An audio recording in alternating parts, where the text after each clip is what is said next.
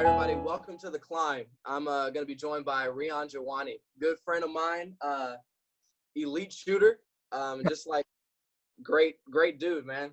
How you doing, Riyaan? What's up, bro? What's up? So, like, it's all about, we're just going to be talking about your life story and how you got to where you are now. All right, Awesome. Sure. Cool. So, like, give me a song, just like some intro questions. Give me a song that really describes your life, start to finish. That describes my life? Bro. There's so many songs. Ooh. You can give me two, if that helps. You can give me two. Like a song that describes my life, or a song that just like when I think about like when you think about where you've come from and where you are now, give me a song that really sums that up. Honestly, bro, have you heard the song Butterfly Effect by Travis Scott? I think so, yeah. Like when he says like, for this life I cannot change, like honestly, bro, like that's like my family's favorite song, because like, I mean, we love Travis, but like just like hearing like, hey, yo, some things like you can't really control everything in life. Like some things like you just gotta go with it. And I mean, I feel that. The song doesn't have any bad words. It's like, I mean, it's a good song. So I mean, that's a good song. I mean, if I think about my life, that's what's up. Yeah, I like that. It's a good choice. All right. Second intro question. Who are like three people that inspire you to keep going and keep achieving where you are now? My mom, dad. I mean, does that count as one, or can I go 1, 2? I mean, they kind of go together. We'll go one. My parents. They're huge. Actually, I'll just say my whole family in general, brother, sister, Kobe Bryant. Yeah. And someone who inspires me. Honestly, like my teammates, like my guys, like, I mean, you don't want to let your brothers down. Like I feel that. Like those three people keep me going, you know, like Houston, all my guys. I feel that. All right, cool. Now we're just gonna like take you through like just have you reminisce real quick. You feel me? I'll bet. All right. So like, where'd you grow up, man? Like where? I grew up in Buena Park, California. Okay, yeah. Cool.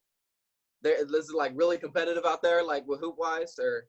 I mean, in this area, there's not a lot of hoopers out here. Like, just go into different parks and stuff. I mean, the basketball team in Buena Park High School, they're all right. I mean, it's not like the most competitive area for hoopers, but I mean, like, I get around the area. Some good players around Orange County.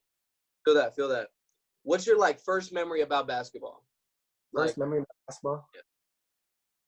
I remember playing for this is how I got into club basketball. My brother used to be on a swim team. Dorky, very dorky, but he was on a swim team. And there was a gym across the street, and there was a boys and girls club. And I would walk in there, and there was like a club team playing. It's like these kids were like all small, but they were just like getting buckets and stuff. And I was like, I want to play basketball. So like, I was like, Mom, like go talk to this coach. Like I want to join this team. And that ended up being like my first club coach, and I stuck with him till like I was like 13 years old. And that's how I got into it. I never played anything except just that. Like that's how I got into it. Got you. So like what was the most pivotal moment when you're like, I want to do this? Okay, this is a good one. So I went to this I started getting pretty good around like 9, 10, 11. Like that age, I was like, all right, I'm a competitor. So it's just like, you start realizing, okay, like I don't want to lose to anyone, and I want to be better than everyone else. Like that's when I started up, and I went to this camp. It was like the Ball is Life Junior All-American camp. And I went to the camp, and like some coach like told me like some like racist thing. I always remember like this coach was like, no, people like you don't usually play this, bro. I'm like 12 years old. Like he's like there's no like Indian dudes like getting buckets. He made like a math joke, like something about like doing math work, and I was like, oh, okay. Yeah. I got my feelings hurt. I was like young. I was like, bro, I'm just as good as all these other, like, you know, like I just got my feelings, and I did so good in that camp, and like instead of making the top 20 team, I had like 30 in one game, and they put me in like top 60, and it was like the lowest of low out of the camp. I was like, what the? And like my dad just had like a big talk with me after, like a lot of things you can't control. Like people are gonna be racist. People like it was a huge. And the guy who made that joke was the guy who picked like the teams at those camps. After that moment, I realized, like, okay, like if I'm gonna do this, then like you're gonna have to expect stuff. And that just kind of like changed my head. Like, don't go anywhere expecting, you know, to be that guy. Like you have to go in there like underdog, chip on your shoulder, like just go make something. I feel that. I feel that, man. All right, like, what were your like pre-Pacifica AAU days like? Like, were you just like fifth grade, like Jelly fam, or like what was it like, man? When I was so I started playing with that first team junior hoops until I was like 12, 13. Yeah. And then after a while I kind of like realized, okay, like if I want to go to like be one of those like guys who plays in college, I'm gonna have to play for like a higher like ranked team. And my coach knew that. He was like, all right, like you're good. So I like tried around a couple teams, and then I played for West Coast Elite, 7th and 8th grade ish area, especially like 8th grade.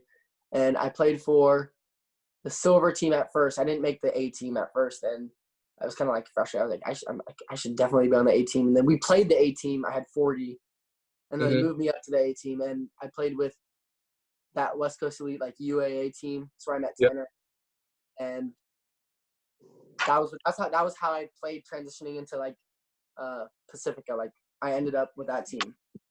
Got it. And so you said like you were on the B team. So do you think like that came from coaches not believing in you, or is it just like?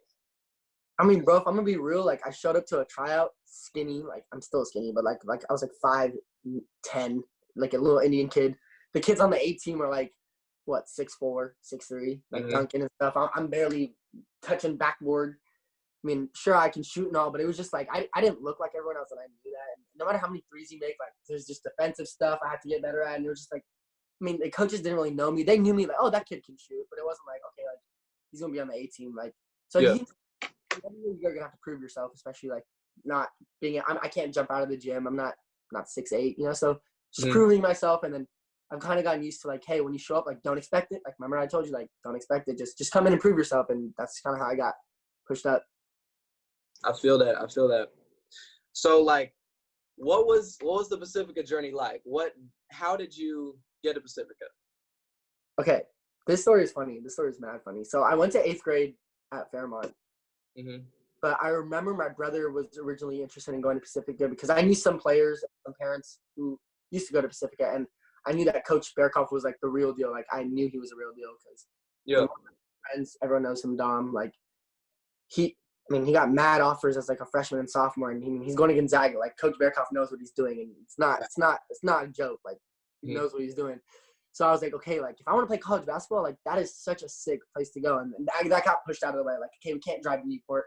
Everyone's staying on this side.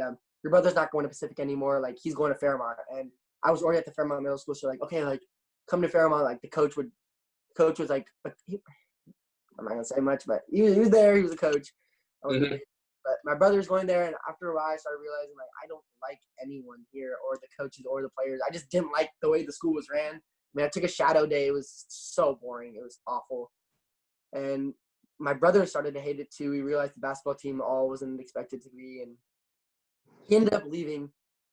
I mean, we still respect those people. I mean, they're good people. I mean, they're all good. I mean, it's nothing personal against them. It just didn't work with my family. It just wasn't the best fit. And he left, and he had some whole grade situation to figure out. And I was still kind of like, my dad was like, okay, I think we're going to go here. And then like 4 days before graduation of 8th grade, I was like, can I just have Coach Bearkoff's number? Like, maybe he still remembers me because we used to talk. And he was like, yeah, bro, like, dude, like, we would love you to come, like, here. And I was like, yeah, I can't go there. Like, I can't go to Fairmont. Like, I didn't even know much about Pacifica, but I knew I wanted to go there. You know what I'm saying? And, I mean, knowing Coach Bearkoff, he's like, he's a real deal, bro. So Facts. Yeah, facts. In here, I never looked back. Yeah, for real. So like, what was your freshman year like? Would you say it was a success? Was it somewhere in between, or did you just not were you just not wanting where you were? My freshman year was like a really good like learning year for me. I mean, I had Solomon Davis, Judah Brown, Houston Millette, Timmy Bahadur, and Josh all playing above me, and I was like that sixth man, which was huge for me as a freshman. I mean there's some games I couldn't do much. I mean, shoot, I was a little freshman kid trying to figure things out, and Coach knew that, but Coach also trusted me in like big games and like kind of like just like letting me figure things out for myself. I mean, I didn't expect to go score 50 points a game, but I just expected like just learn things out for myself because I knew like if you want to be a college player, like just slowly get better. And Coach always says like 1% better every day, and I learned so much from all those guys. And I mean, it's just started like progressing from the beginning of freshman year to end of freshman year. Now like sophomore year, going into like, just getting better through time. Yeah, I feel that. So did you feel like that was acclimated to you not looking like Solomon or Josh, like taller? I mean, not even just taller, smaller. It was just experience. Like, I mean, Coach Bearcoff's you can tell Coach Bearcoff's such a good guy. He doesn't care about who you look like. He just wants basketball. Like, just hoop. Work harder than everyone else. Play harder than everyone else. And that's why, I mean, I never plan on leaving because there's no race involved. I mean, it's just a good place. So, like, I think it just had to do with the fact that, like, defense-wise, I mean, what can I do? You put a 6'6" on me in the post. I'm not going to – it's 5'11". I was like 5'10". Couldn't really do much. All I was doing was spotting up and hitting shots. Mm-hmm. And Coach knew that, and I knew that. And he's like, this is literally how you just have to start progressing now, from just shooter to scorer. And that's what happened this sophomore year. But it had nothing to do with, like, looks. It just – I mean, like, if I was, like, stronger, that would have helped me a lot defensively and stuff like that. But it just had to do with experience, honestly. Yeah. Mm-hmm. So, granted, I was with you for your sophomore year. But, like, how does that rank against your freshman year? Oh, so much better. It was a harder year than freshman year, because freshman year I had that little, like, you're a little kid kind of things, like, we'll just, like, push you, like, you know what I'm saying? Like, you can get away with it. Sophomore year, you get, like, a little bit more asked of you, and I like that more. I played, like, way more, like, especially in big games. I was trusted in big games. But the thing with sophomore year, I was talking to Coach, was, like, you want to do so many moves, and you want to, like, go out there, and you've practiced them all the time, but now it's just, like, it's not clicking because, like, your body wants to do one thing and your mind wants to do one thing, and it's kind of just, like, figuring it out. And towards the end of the year, I think, is when I started to figure it out, especially now. I figured out, like, way more. It's like, like that, like, light bulb click thing. But, I mean, it was a way, way better year for me. Mm-hmm. I feel that. So, how did you deal with being overlooked by people, by coaches, or did you like being the underdog in those situations? I mean, I love it. I love being the underdog. Like, my dad's always told me, like, you'd rather be the guy that no one expected to be good and then became great, and then be the guy who was expected to be great and fell off. Mm-hmm. You know what I'm saying? Like, rather just slowly climb under the radar until, like, your peak comes. And man, I've like watched guys like Steph. No one knew Steph was. Damian Lillard, John Morant. Like, I mean, that's inspiring stuff. You know what I'm saying? Yeah. Being overlooked is, like, it's kind of like a blessing in disguise. Like, at the moment, it sucks, and there's, like, tears. You get frustrated. There's so many occurrences where I've been overlooked, kind of slept on. But, like, at the end of the day, when you look back, it's like, okay, that made me so much better of a player, dude. And, like, better. It's like some people, like, they get to, like, where they think is, like, the top, and they kind of like let off the gas. Mm-hmm. That will never happen to me, because I'm so used to not being, like, that top guy. I'm always like pushing, Mm-hmm. I feel that. So when you were younger and playing with like AAU, you said, how did you overcome those odds? Like, the odds of, like, just being underlooked, or, like, being on the A team, like you said. Like, what was the defining moment where coaches took notice at you and put you on the A team? Do you feel? It was the game when we played the A team. Mm. Like, our B team played the A team because there was, like, a tournament mix up, and it was at 8 a.m. and no one wanted to be there. I mean, we lost. I mean, Tanner hit the game. Sarge hit the game winner on that game against us. But I had, like, 11 threes, I think. Yeah, I had 40 points. And my coach kind of came after me.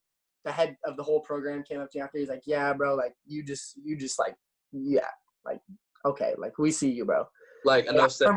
He called me the next day, and he's like, yeah, we're moving you up to the A team, bro. I was like, okay. But even when I got to the A team, I mean, it wasn't like I was like, they were like, oh, yeah, bro, like, what's up? It's kind of like, all right, like, this is just the kid from the B team. Mm-hmm. But it took me a couple tournaments, and I finished out the whole kind of 8th grade year with that, and build respect just off, like, honestly, just getting buckets. Like, there's nothing more I could have done. Just when you sub in, you just go make something happen. I didn't start. I mean, but I was like, we went to Vegas tournament. I think I was, like, the leading scorer. So, I mean, it's just, like, taking advantage of your opportunities, Oh, yeah, for sure. So you said, like, you're like, oh, that's the kid from the B team. Yeah, it was kind of like, how did you develop like a better relationship with the 18 players? Like, was it just like a gain of respect, or where you're Yeah. going out of your way Oh, to try? No, I would never go out of my way to like please someone else. That's just like Mhm. I wouldn't change who I am for like the approval of like a bunch of other kids. Because like Yeah. me as a competitor in my head, I'm like, I'm better than you. Why would I want to make you happy? Like as dumb as that sounds, like I'm not trying to impress you. Like I just want respect, and I'll respect you. Yeah. Going out there in practice, I mean, like if you've noticed that, like Pacifica practice, I'm just not a kind of person who will back down. Like I'll go guard Houston. I'll go get my ankle snatched. Y'all 6 a.m. rivalry, man. Like, I mean, it's just like, okay, cool. Like everyone may think of you one way, but I'm just thinking of you as a basketball player, and I just want to play. I just want to like just go at people. You know what I'm saying? So that's just you, and that's kind of how I've developed it. Like people think of you as like, okay, you're just a soft like shooter, and I get it. I wasn't putting the ball on the ground as much, but that doesn't mean I'm not competitive, and I still want to go at you. You know what I'm saying? That's just I feel that. Yeah. So, what was your first moment when you noticed success? Moment when I noticed success in what, like high school or Basketball. All around. After that camp, right, was like top 60, blah blah blah, and that whole racist thing happened. I went to another camp by that same program, and my dad's like, "This is the last camp you're going to because this stuff just gets in your head, and it's this pointless stuff. Like, you're like 12 years old, dude. Like, who cares about this camp right now?" Yeah. Like, I want to go to one more. Just like, let me go to one more. I got like a little invite thingy, and I was like, yeah, I just want to go show out one more time. And I literally just did everything I could. And I was like putting like the top 5 players of the camp, whatever. I got like, I was like, okay, like, just show up, chip on your shoulder, like, get to work, just be like the hardest working guy, like, make shots, you know, make plays, make the right plays. And I was just competitive. These kids were kind of taking it lightly, like, oh, it's the All-Star game, blah blah. I was just trying to go. I was on go mode, you know what I'm saying? So Yeah. So, like, what's a word of advice you would tell like young Riyaan? If you could go back and you could like give young Riyaan a quote. Keep pushing and stay locked in, honestly, because I've always been like a flaw I have is just worried about everyone else around me. Like, oh, he got this article about him. He scored this amount of points. I should be like, I think it's a flaw. I'm just so competitive. I just want everything. And I mean, I'm working on it. Just like keep pushing, bro. Like what you have as a 12-year-old and your mixtape that you got and his write up and is not gonna matter at the end of the day, bro. And like even now in high school, like his offers like has nothing to do with you, bro. Like just stay on your course. That's the quote. Stay on your course. Stay on your course. My race is different than the guy next to me's race. Like it's a marathon, bro. Like I'm not just gonna beat you to like the first one who gets an offer. It's like at the end of the day, what I want to do with it is gonna take my race. It's different for everyone. Yeah. So what was not if you have any or not, but what if you have any, what's a big regret that you have with playing basketball? If you have any. I think it's that, like just focusing on everyone else around me. Like, I mean, freshman year and sophomore year, I mean, I loved it, but there was just moments where I was so self-centered and like worried about like me, buckets here, shoot this, playing time here. It was like, dude, like that, like you're a freshman, bro. Like, why do you expect to play more than the senior, bro? Like, if you're a senior, you want some freshmen just coming in, jacking up shots, like taking your minutes. Like, bro, I should have just worried about like, just get better, Riyaan. Like, stop tripping on everyone else. And I mean, I had conversations with the coach about it. He understands. I mean, he's a competitor too. He was just like telling me like, this is like normal. Just now get your head out of it. And towards the end of sophomore year, I just like accepted my role. I was like, this is what I am this year. And I'm just going to be the best guy in my role on this team. Yeah, for sure. So obviously you've had some exchanges with Kobe, right? Yeah. He was a family friend to you and your. Yeah, especially when my sister did make the team and we were with them about like 7 days a week. So it was like, I'm not missing practices if Kobe's there. So yeah, I would go show up and say what's up. So like, what's 2 words that you would describe your relationship with Kobe with?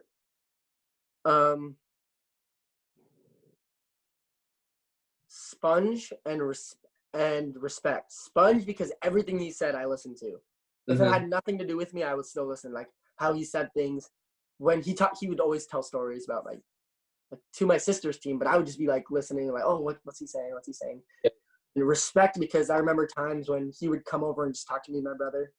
I mean, I Mm-hmm. showed him highlights. I showed him when I hit the game winner. He watched the clip with me, like punching me, like, yeah, boy, yeah. I showed the day after the Mater Dei game, like we got crushed.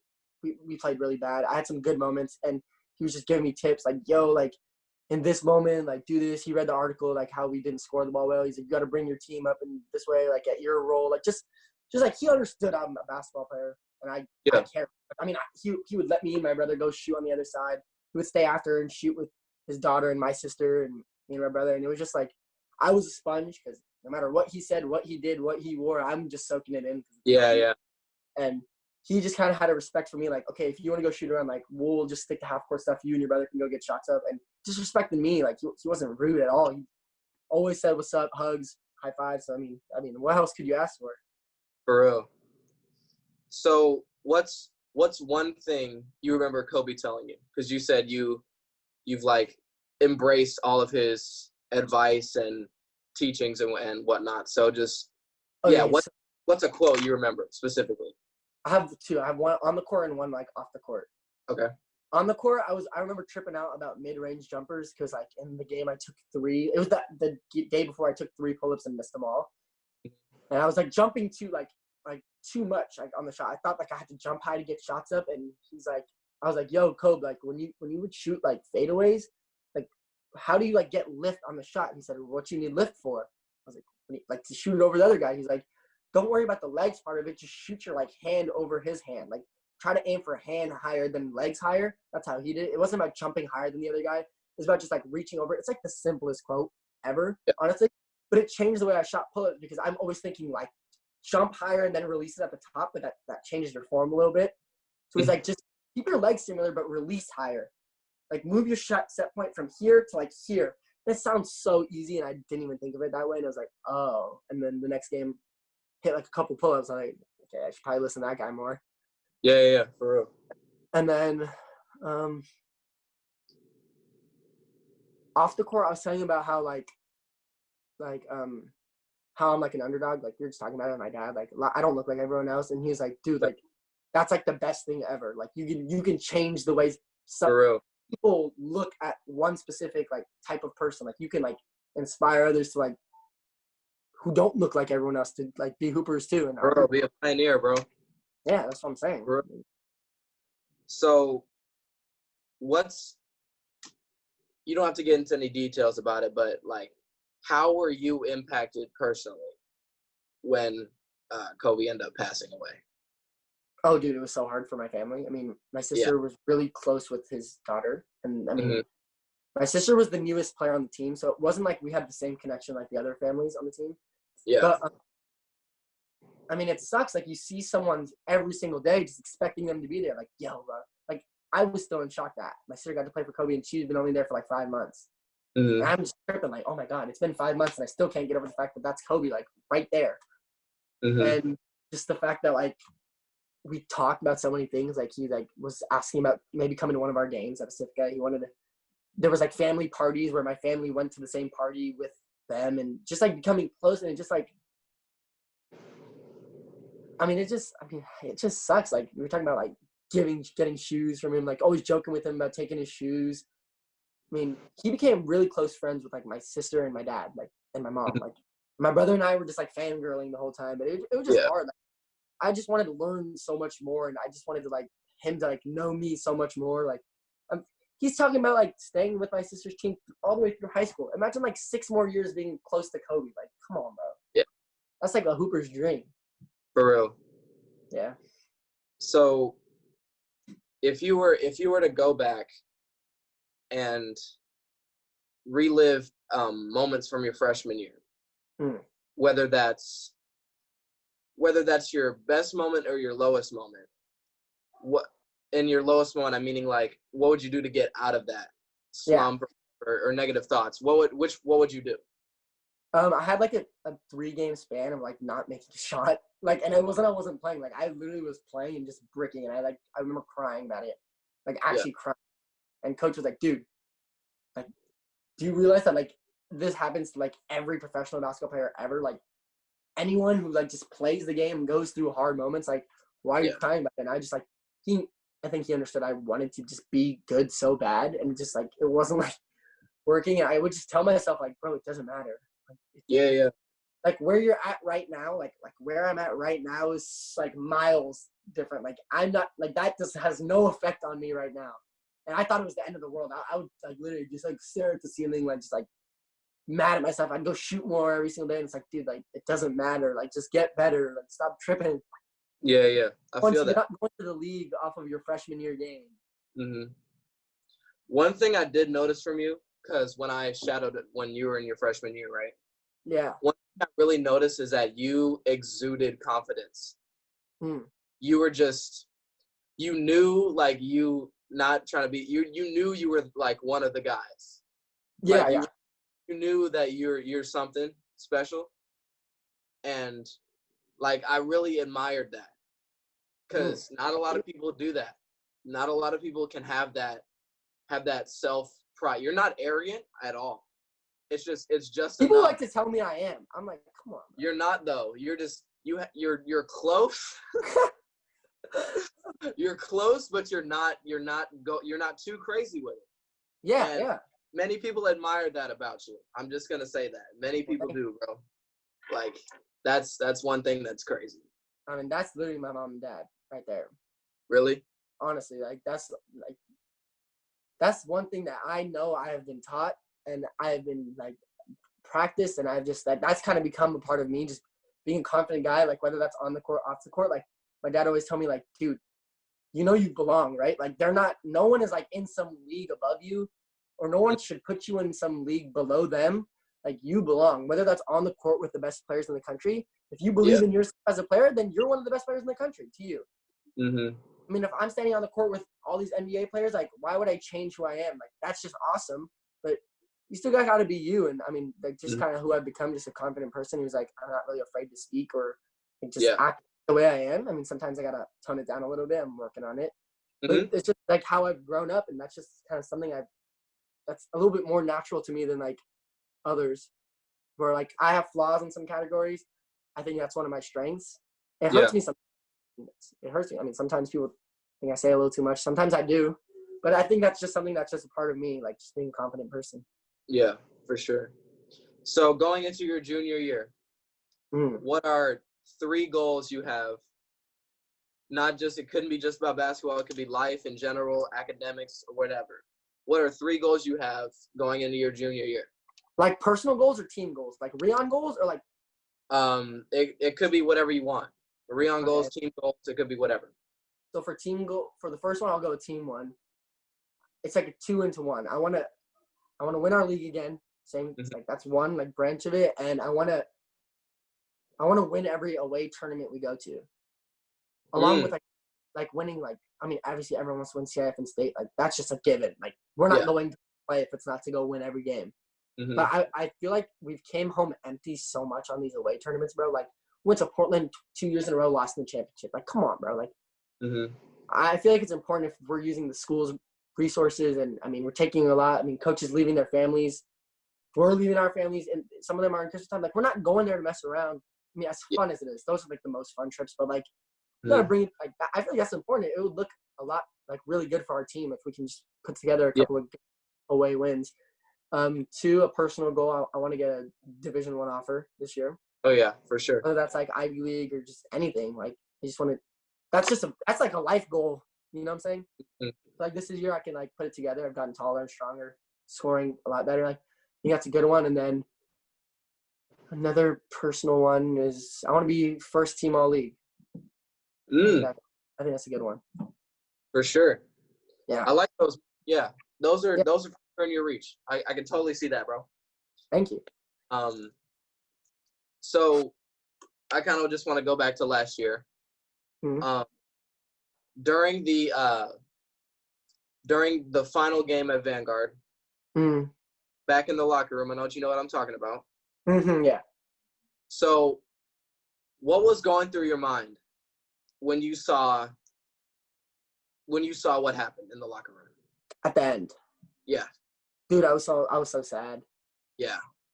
And honestly, this sucks. I don't mean to say this in the wrong way, but I wasn't even sad about the game. Because it's so much bigger than a game. Like sure. with our team, especially at Pacifica, like it is so much deeper than just winning a game. Like that's really like my bros. I spend more time with those guys than my actual like family. You know, like that's like, huh? It was the end of an era, man. Bro, I swear, like that's like extended family. Like you go after school to go get food with those guys. They drive you to Fitness on Fire. You're spending 3 hours after school to go hang out with those guys at practice. Go work with those guys. You get into fights with those guys. Like that's like your brothers. And I mean, we still got our guys that are close to us who are freshmen and sophomores coming up. Like we have Houston, but like those, that's just like, you know, like the guys you look up to. Like, yeah. Like when you, yeah. I want you to personally explain what happened. You want me to explain what happened? I just want you to. I want you to just take full reins on it and interpret what happened after we lost in the final game of our season. The Bonita game? Yeah, Bonita game. Like the on-court stuff? You could go in just the whole day when you arrived at Vanguard. Take your time because it might be a lot. Yeah, that's a tough one. But honestly, I know. The vibes were literally fine. Like we've had games where the vibe was just bad, and we knew like we've had games like that. I've experienced games where the vibes were just bad, and Houston can say the exact same thing. There's been games where the vibes were just bad. That was not one of those games. Modern Day for one. Oh, sitting there, that vibe was horrible. Modern Day, into the game, I mean, Coach Joe gave the best speech I've ever heard before the Modern Day game, but the vibe was just. I mean, you can't control it sometimes. It was just crappy. Sorry if that's I can't say. Like that, it was just not a good vibe. But the last game, we literally all felt fine, which is why we were so confused. Like, no disrespect to them, we were so much more talented than them. Like, we were bigger, we were better.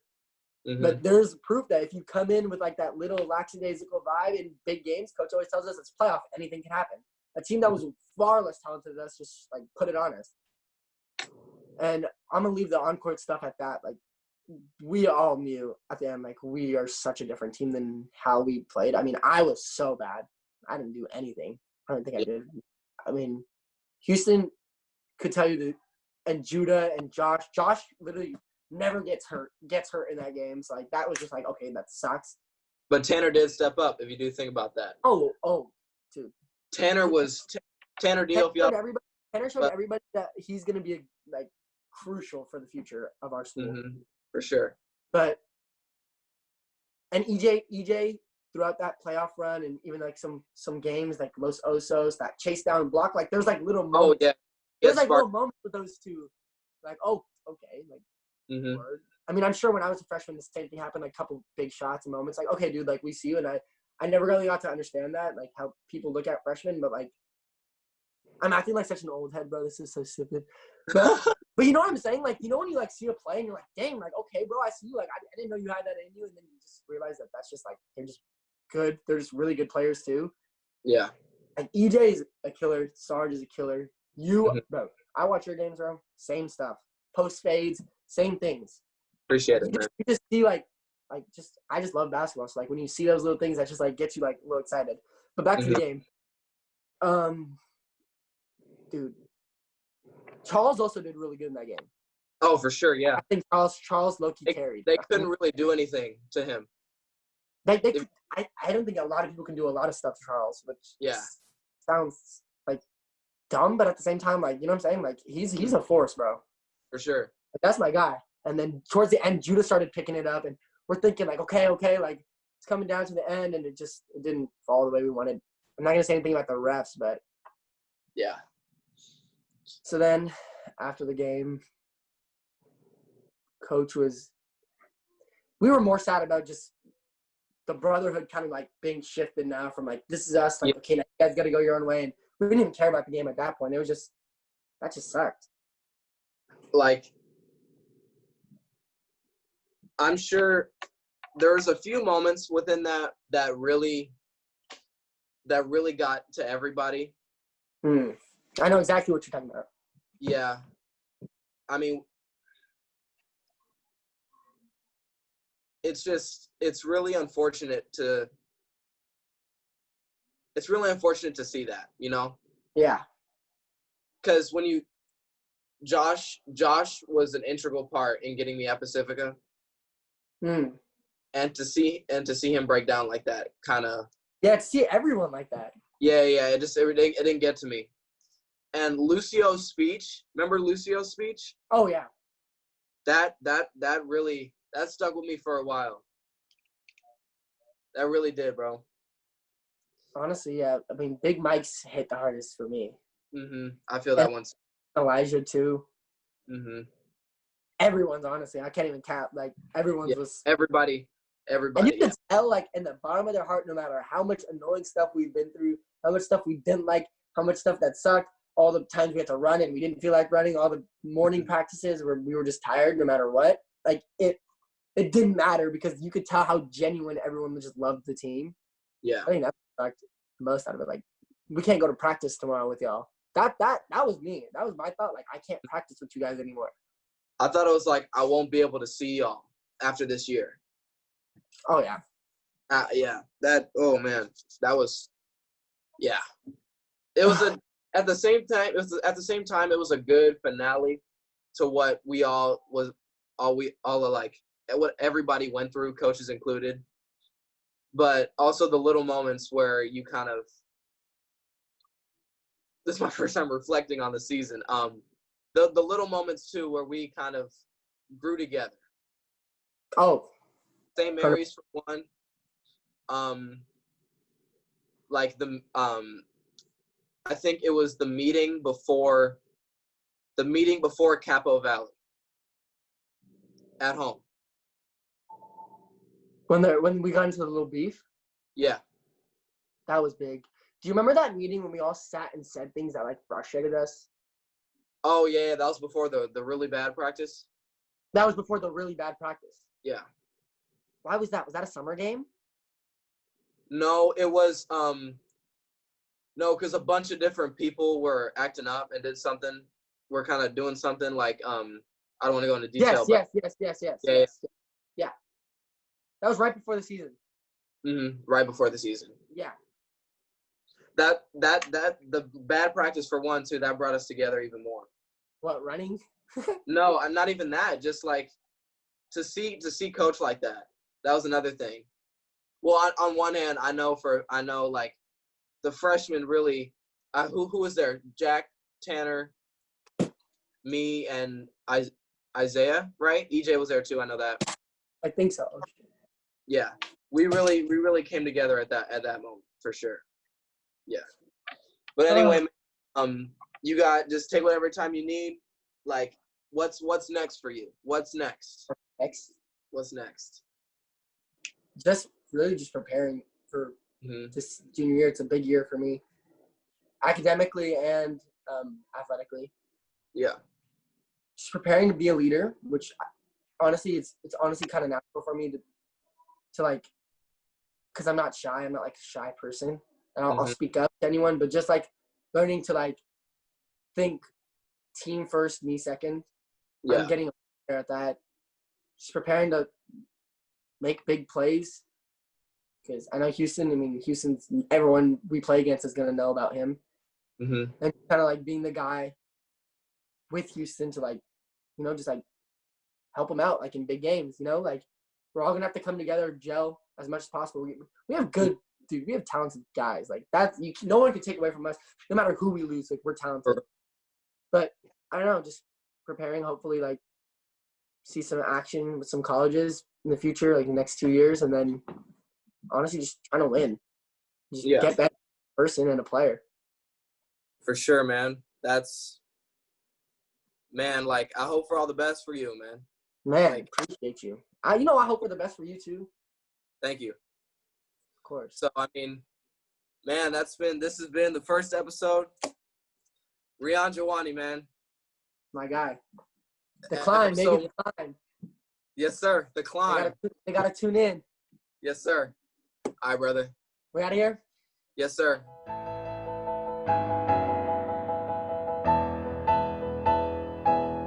The Climb with Jay is hosted by Jaelin Morris-Orchen and produced by Mitch Bahnsen. For business inquiries, please contact us at theclimbwithjay@gmail.com. That's theclimbwithjae@gmail.com. Thank you for listening.